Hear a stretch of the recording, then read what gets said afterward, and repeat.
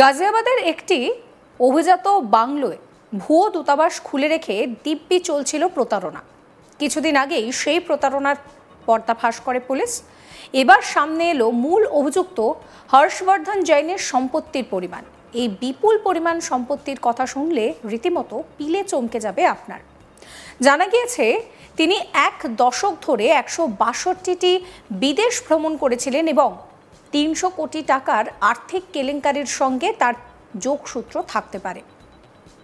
উত্তরপ্রদেশ পুলিশের special task force এর তদন্ত করছে এবং এই বিষয়টা সামনে এনেছে।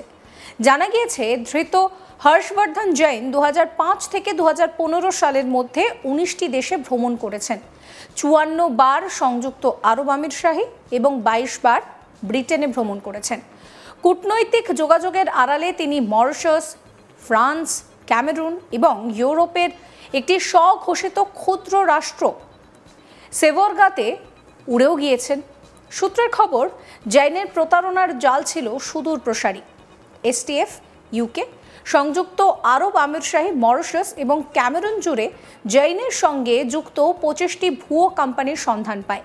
এর মধ্যে কয়েকটির নাম রয়েছে State Trading Corporation Limited, East India Company UK Limited, সংযুক্ত আরব আমিরশাহীর Island General Trading Company LLC এবং মরিশাসের ইন্দিরা ওভারসিজ লিমিটেড।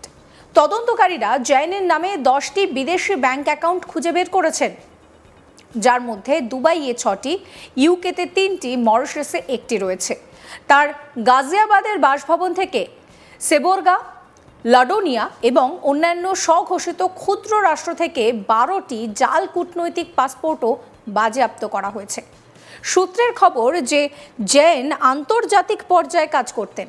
হায়দ্রাবাদে জন্মগ্রহণকারী তুর্কি নাগরিক আহসান আলী সৈয়দের সহায়তায়, যার সঙ্গে তিনি বেশ কয়েকটি বিদেশি কোম্পানি নিবন্ধন করেছিলেন। সুইজারল্যান্ডে আর্থিকভাবে সংগ্রামরত কোম্পানিগুলিকে লক্ষ্য করে 300 কোটি টাকার কেলেঙ্কারির পরিকল্পনার মূল পরিকল্পনাকারী সৈয়দের বিরুদ্ধে অভিযোগ রয়েছে। এই দুজন ঋণের প্রতিশ্রুতি দিয়ে ওই সংস্থাগুলিকে প্রলুব্ধ করেছিল এবং এই প্রক্রিয়ায় মোটা টাকা হাতিয়ে নিয়েছিল।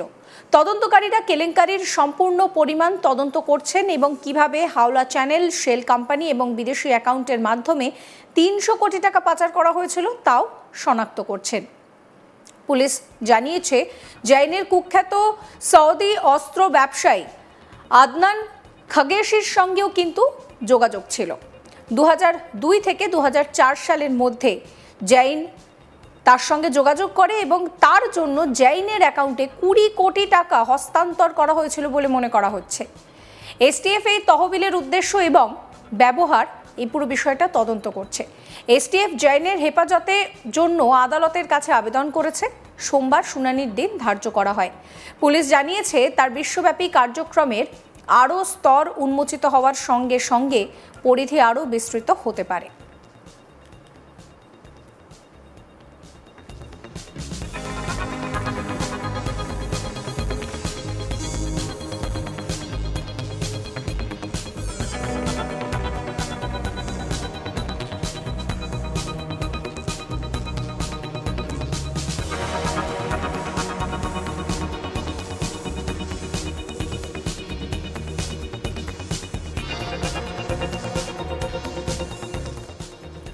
প্রসঙ্গত, হর্ষবর্ধন জৈন নিজেকে বিভিন্ন দেশের রাষ্ট্রদূত পরিচয় দিয়ে একটি নকল দূতাবাস খুলে বসেছিল।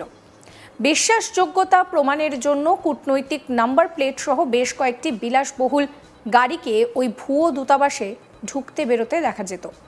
এমনকি প্রতারক নিজেও ওইসব কূটনৈতিক নাম্বার প্লেট লাগানো গাড়িতেই যাতায়াত করত। এমনকি দেশের প্রধানমন্ত্রী নরেন্দ্র মোদী ছাড়াও বিদেশের নানা দেশের রাষ্ট্রপ্রধানের সঙ্গে মর্ফ করে নিজের ছবি বসিয়ে অফিসে টাঙিয়েও রাখা হতো, যাতে সহজেই মানুষের বিশ্বাস অর্জন করা যায়। কিন্তু শেষ রক্ষা হয়নি।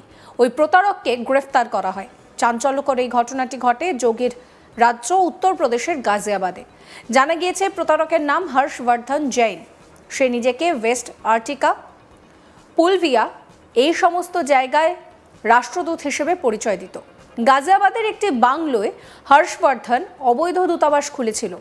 ভুয়ো দূতাবাসের বিষয়টি জানতে পেরেই ঘটনার তদন্ত হয় উত্তরপ্রদেশ এসটিএফ এই তদন্ত করে।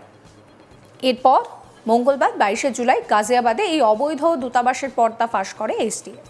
গ্রেফতার করা হয় গাজিয়াবাদের KB45 কবিরনগরের বাসিন্দা জেডি জৈনের ছেলে হর্ষবর্ধন জৈনকে।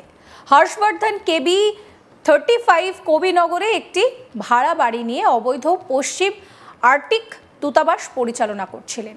নিজেকে পশ্চিম আর্কটিক, লোডেনিয়া ইত্যাদি দেশের কনসাল্ট বা রাষ্ট্রদূত হিসেবে পরিচয় দিত। একই সঙ্গে কূটনৈতিক নাম্বার প্লেট যুক্ত যানবাহনে ভ্রমণ করত সে। প্রধানমন্ত্রী, রাষ্ট্রপতি এবং অন্যান্য অনেক বিশিষ্ট জনের সঙ্গে তার নিজের ছবি মর্ফ করে সে মানুষকে প্রভাবিত করত। তার কোম্পানির প্রধান কাজ ছিল যে বিদেশে কাজ পাইয়ে দেওয়ার নাম করে দালালি করা এবং শেল কোম্পানির মাধ্যমে হাওলা র্যাকেট চালানো। অতীতে হর্ষবর্ধন চন্দ্রস্বামী এবং আদনানের মতো আন্তর্জাতিক অস্ত্র ব্যবসায়ীর সঙ্গেও যোগাযোগ করেছিল। উল্লেখ্য যে 2011 সালে হর্ষবর্ধনের কাছ থেকে একটি অবৈধ স্যাটেলাইট ফোনও উদ্ধার করা হয়, যার মামলা কবিনগর থানায় নথিভুক্তও করা হয়।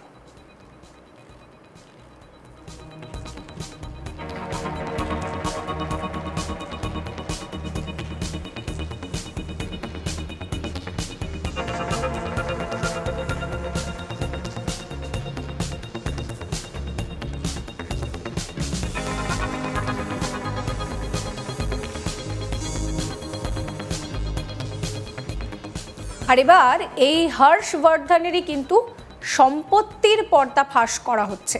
এই বিপুল পরিমাণ সম্পত্তির কথা শুনলে অবাক হওয়ারই কথা। জানা গিয়েছে তিনি এক দশক ধরে 162টি বিদেশ ভ্রমণ করেন। 300 কোটি টাকার আর্থিক কেলেঙ্কারির সঙ্গে যোগসূত্র তার থাকতে পারে। Uttar Pradesh police special task force এর তদন্ত শুরু করেছে, বিষয়টা সামনেও এনেছে। ধৃত হর্ষবর্ধন জৈন 2005 থেকে 2015 সালের মধ্যে 19টি দেশে ভ্রমণ করেন। 54 বার সংযুক্ত আরব আমিরশাহী এবং 22 বার ব্রিটেনে ভ্রমণ করে। কূটনৈতিক যোগাযোগের আড়ালে মরিশাস, ফ্রান্স, ক্যামেরুন এবং ইউরোপের একটি স্বঘোষিত ক্ষুদ্র রাষ্ট্র সের্বোগা, এই সমস্ত জায়গাতেও কিন্তু উড়ে গিয়েছেন তিনি। সূত্রের খবর, জৈনের প্রতারণার জাল ছিল সুদূর প্রসারী।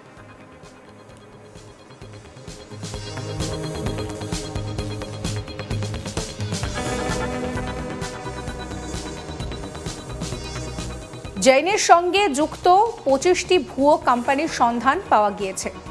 আর এইখান থেকেই প্রশ্ন উঠছে যে এত বড় প্রতারণা কি করে চলছিল। তদন্তকারীরা তার বিদেশি 10টি ব্যাংক অ্যাকাউন্ট খুঁজে পেয়েছেন। আপনাদের মতামত জানাবেন। সমস্ত খবরের আপডেটের জন্য চ্যানেলটিকে সাবস্ক্রাইব করবেন, নোটিফিকেশন পেতে বেল আইকনে ক্লিক করবেন, ফলো করতে ভুলবেন না আজ তাক বাংলার হোয়াটসঅ্যাপ চ্যানেলও।